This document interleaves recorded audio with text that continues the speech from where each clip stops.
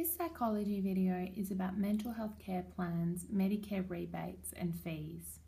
So a mental health care plan is a plan that a GP makes in consultation with their patient, and it summarises their patient's psychological or mental health needs and the treatment recommendations that they have. Within the plan, the GP will also summarise perhaps some of the medical or biological issues that the patient's having, their history, so this might be their individual and family history, some of the treatment options, perhaps medication or other specialist referrals, and also what they would like to get out of counselling or psychotherapy. So the GP will then register this plan with Medicare so that when the patient goes along to have their treatment with a psychologist, they're able to access a rebate from Medicare. After the GP has registered the plan with Medicare, they'll usually give a copy of the plan to the patient to take along to a therapist. Now, the GP generally likes to have a long appointment or a double appointment when they're making up a mental health care plan because there's quite a bit that they need to get through. They also need to write a letter along with the mental health care plan to specifically the therapist or the psychologist that they and the patient have decided that they're going to go along and see. So whilst the mental health care plan can be generic and can be used with any therapist, there needs to be a letter that specifically names the therapist that the psychologist is going to, or that the patient is going to go along and see. So the patient then goes along to see their psychologist and they need to take the plan with them. They also need to have their Medicare card number with them and they need to give the copy of the plan to the therapist. The patient can then have up to 6 sessions with the psychologist. They don't have to have all 6, but they can have up to 6 sessions initially.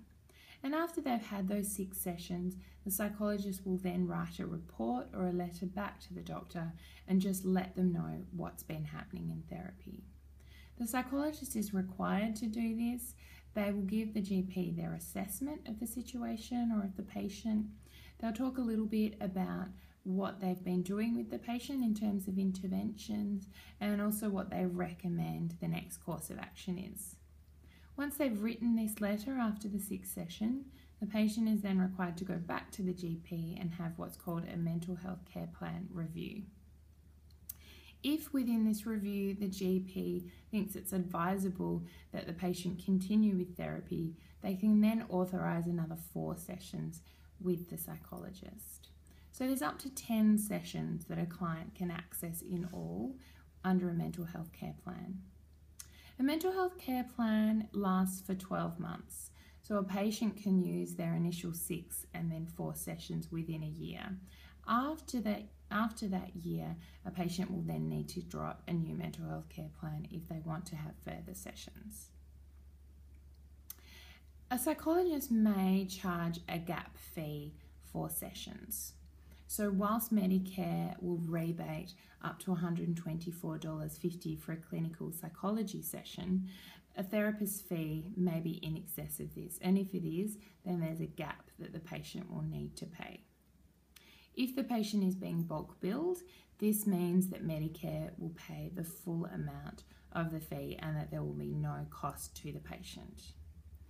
If, however, the patient doesn't attend their session or cancels, they're not able to cover the cost of any therapist fees via Medicare. So they'll need to pay that invoice or pay that fee themselves. Medicare can't pay for any sessions that aren't attended or which have been cancelled at late notice and the patient hasn't attended.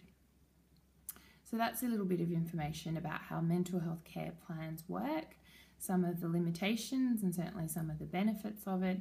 If you've got more questions about mental health care plans, it's a good idea to ask your GP, myself or Medicare.